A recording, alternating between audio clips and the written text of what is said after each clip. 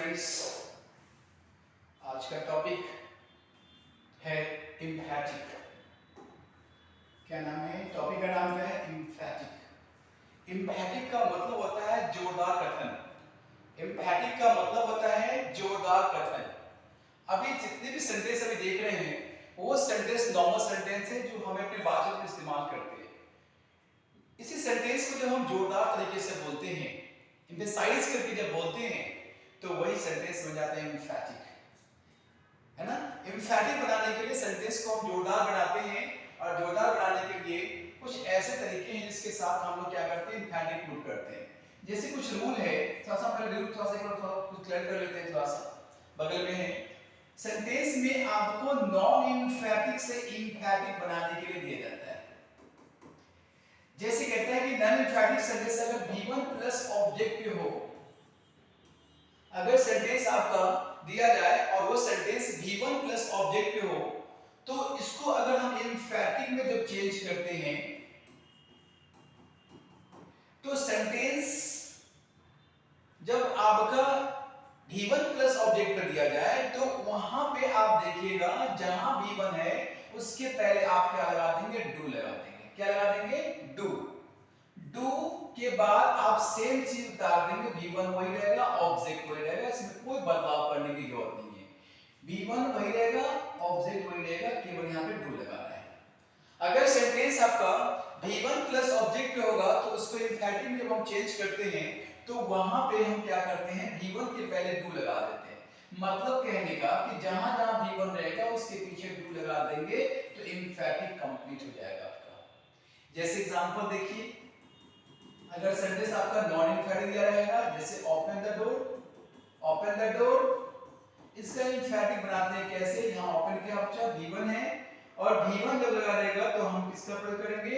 शुरू में डू लगा देंगे और क्या बन जाएगा? सेम टू सेम उतार दे, टू ओपन द डोर, बस हो गया इसका एम्फैटिक सिंपल। इसी तरीके से आप देखिएगा कि बस इसी तरह नॉन एम्फैटिक मेरे से दिखा रहेगा आपका नॉन एम्फैटिक से एम्फैटिक बनाने का तरीका में अगर आपका V1 दिखेगा तो आप डू लगा दीजिएगा पहले। अगर V5 दिखेगा तो आप क्या लगाएंगे? डज लगा देंगे। अगर आपका V2 लगा रहेगा तो वहां पे क्या लगा देंगे? डिड लगा देंगे। अगर यहाँ पे हैज लगा रहेगा तो यहाँ पे डज का प्रयोग करना है।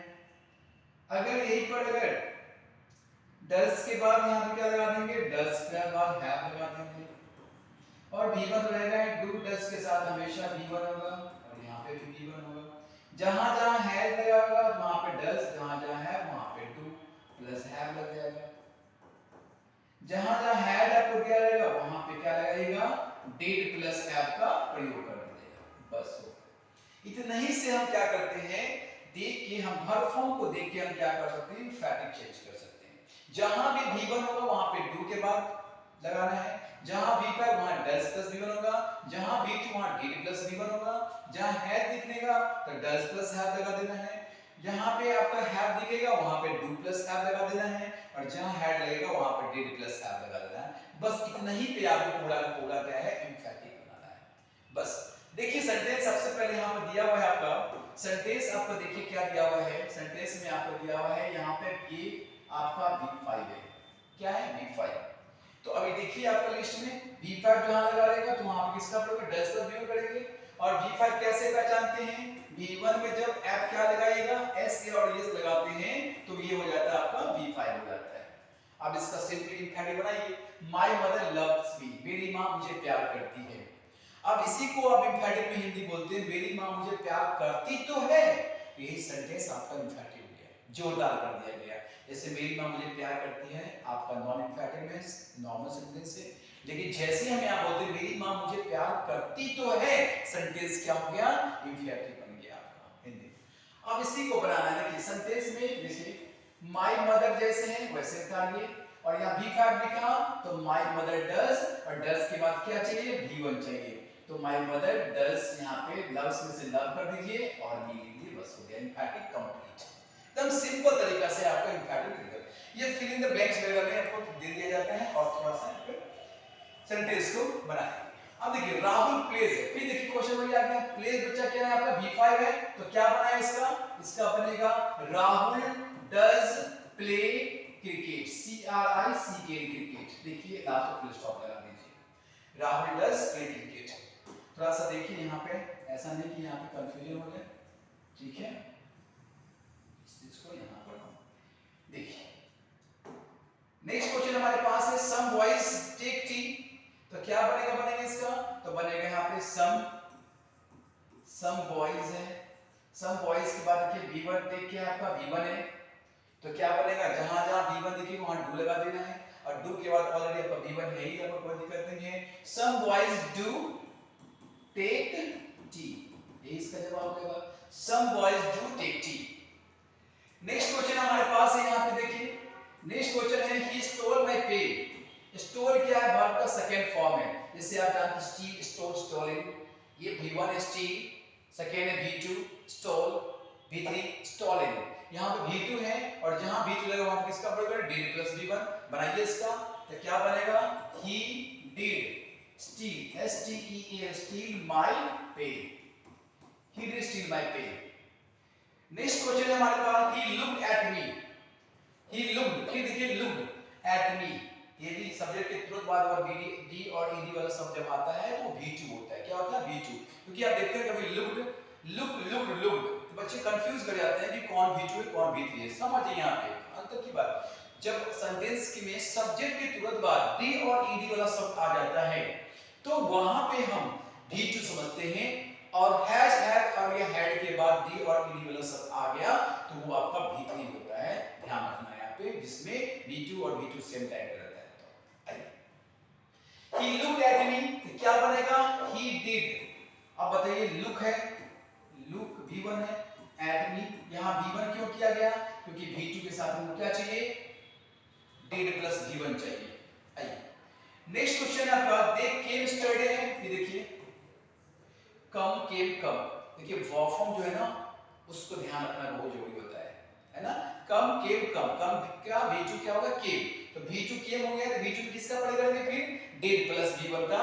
जरा देखिए दे डिड साधारण चीज है ना, they did come yesterday, YESTERDAY yesterday।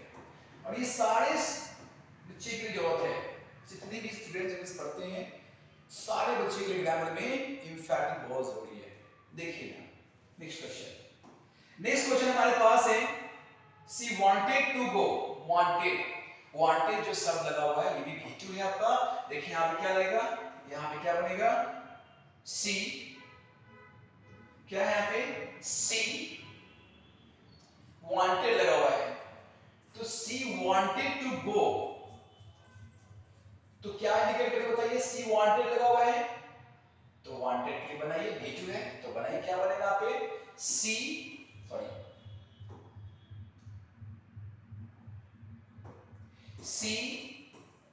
did want to go।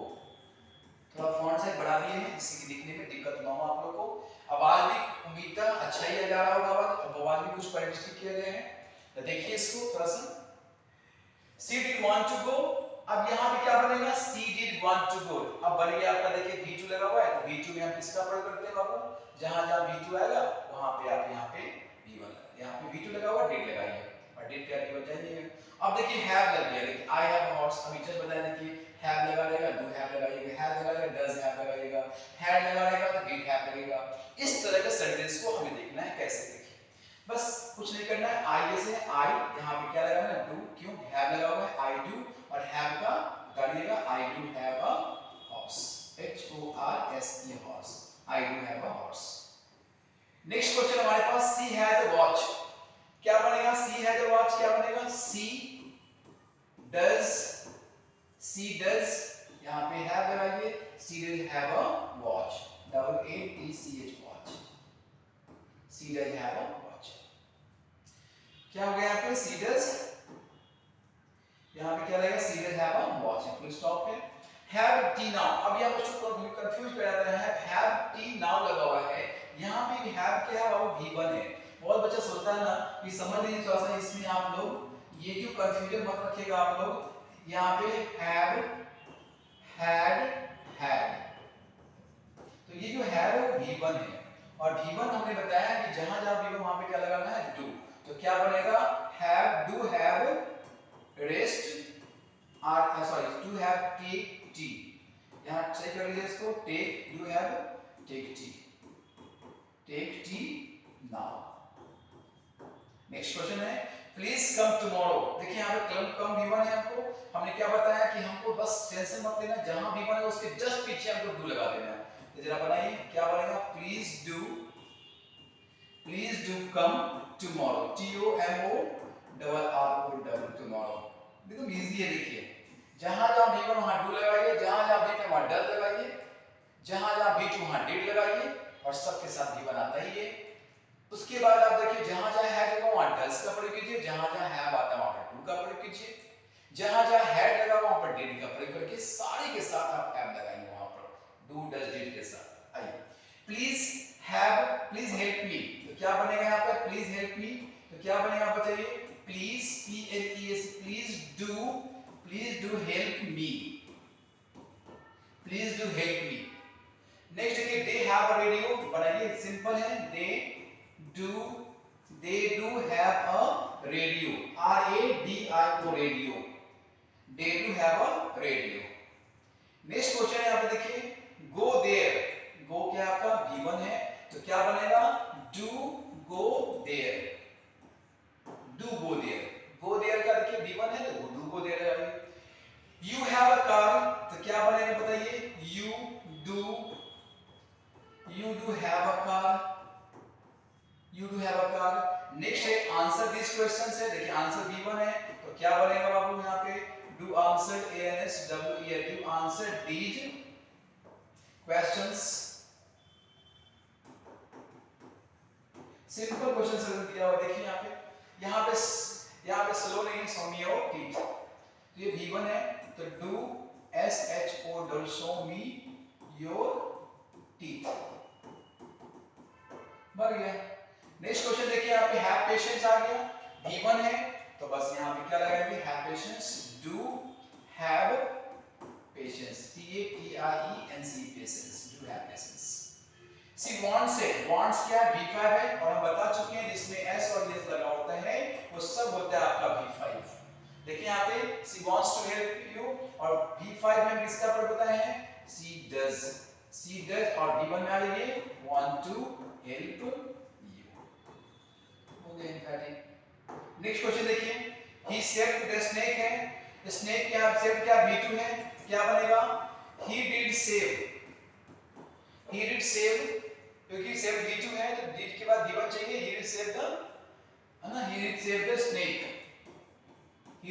Snake, next question he wants to go, बनाइए ही वांट्स है, वांट्स V5 है तो बनाइए यहाँ पे क्या होगा, he does want to go, hurry up, देखिए हरी फिर V1 हो गया आपका तो क्या बनेगा, do hurry up, HURRY hurry up, जल्दी करो, जल्दीबाजी यहाँ पे है, यहाँ पे आप। नेक्स्ट क्वेश्चन है हमारे पास देखिए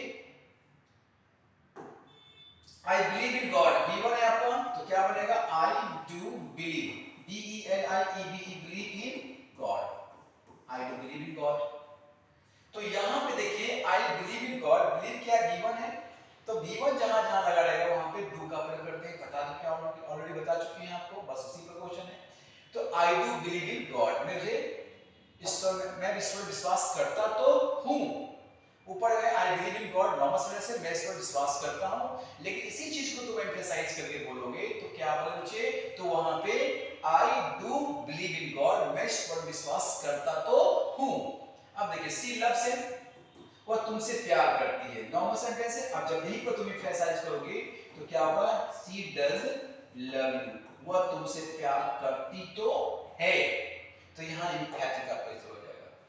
टोटल क्वेश्चन हम लोग 15, 20, 25 के आसपास से नहीं हम प्रैक्टिस करते हैं क्योंकि ज्यादा बड़ा सेट बनाना, धीरे धीरे हम लोग क्या करेंगे, सेट की संख्या, सेट में क्वेश्चन की संख्या है बढ़ता जाएगा, लेकिन हम लोग इसी तरह पहले 20, 25 करके हम अभी बताएंगे। चलिए आगे देखिए, he knows है, knows क्या है, V5 है तो he does, knows V5 है तो no V1 कर दो, he does know English, ENGLISH। इसी तरह से हम लोग क्या देखेंगे, एम्फैटिक देखेंगे, जहां जहां V1 देखेंगे वहां पे डू लगा देना है, जहां जहां V5 देखेंगे वहां पे डज लगा देना है, जहां जहां V2 लगा वहां पे डिड लगा देना। और ये तीनों सब V1 वाला ये डू वाला तो हमेशा V1 रहता है, ये कोई दिक्कत की बात नहीं है, लेकिन बच्चे कंफ्यूज कर जाते हैं V5 और V2 वाले में। तो वहां देखिए डू डज डिड के साथ आपको V1 में अप्लाई करना के बाद याद रखना डू डज डिड हमेशा अपने साथ V1 लेता है। उसके बाद नेक्स्ट आप देखिए हैज का प्रयोग जब दिया जाएगा जो नाउन के साथ जुड़ा रहता है, generally I have a car तो I do have a car, ठीक है। तो इस तरह से सेंटेंस में देखो हैज के साथ डज का प्रयोग करना, तो इसके साथ फिर आगे हैव लग जाएगा, डू के साथ हैव के साथ डू लगा देना है, उसी प्रकार आपका हैड के साथ डिड प्लस हैव लगा देना है नाउन के साथ। तो इस तरह का हम लोगों ने 25 क्वेश्चन जो है आज हम लोगों ने प्रैक्टिस देखा है एम्फैटिक पे। फिर नेक्स्ट अगले क्लास में हम क्या करेंगे, यही 15-20 क्वेश्चन करके, है ना, एक दिन बीच करके आपके पास सेट जाएगा, ठीक है। थैंक यू, आज के इतना ही, फिर अगले क्लास में हम इसको तैयार करके अगला इसी एम्फैटिक को ही हम क्या करेंगे 26 से लेकर 50 तक क्वेश्चन है,